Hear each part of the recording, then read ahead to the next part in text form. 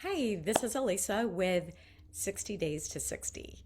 And just to recap what we talked about in the last video, we talked about to be fully engaged, we must be physically energized, emotionally connected, mentally focused, and spiritually aligned with a purpose beyond our immediate self interest.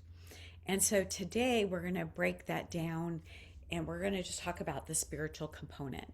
Now, I believe in God very strongly. So I'm going to be talking from a Christian point of view. If that doesn't work for you, substitute your terminology or whatever you believe. But for me to be authentic and talk about things I've truly learned in my life, I need to stay true to who I am.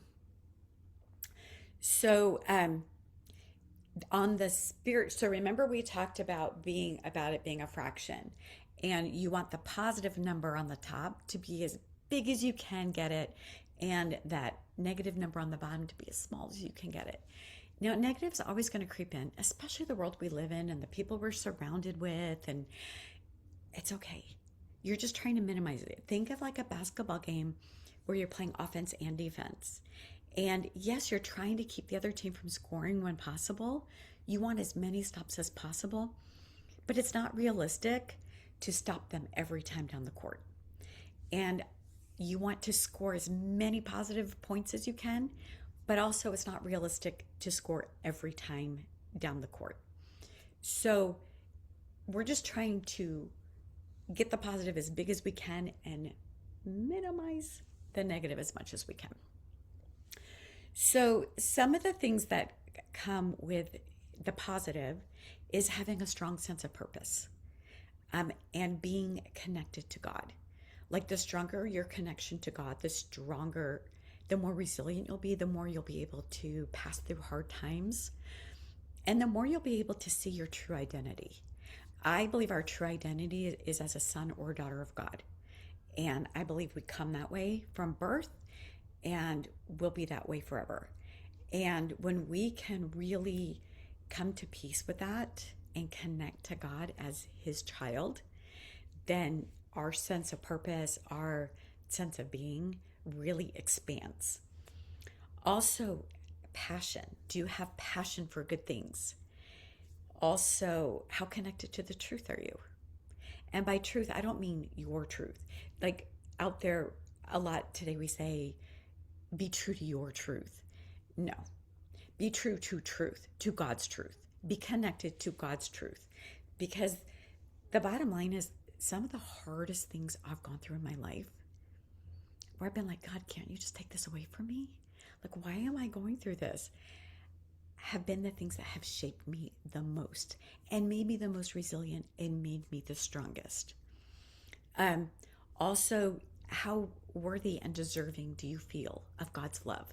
How good are you are feeling God's love for you? So, emotion and all of these, emotion is always the accelerator. If you want to have as many positive feelings and emotions as you can, sorry, I think I said that backwards. If you want to really be positive, have as many positive emotions as you can. Connect to God's love, feel worthy, feel deserving. These are all possible for all of us. Then on the negative side, what you're trying to like look out for, these are kind of the red flags that when you see them popping up in your life, you're going to pay attention and try to mitigate those or make those smaller. No sense of purpose, like just feeling lost and like you're just like, wherever I go. Feeling worthless or feeling undeserving, not feeling God's love, feeling very disconnected from God or from a higher source, or disconnected from your sense of purpose, feeling very confused about your identity.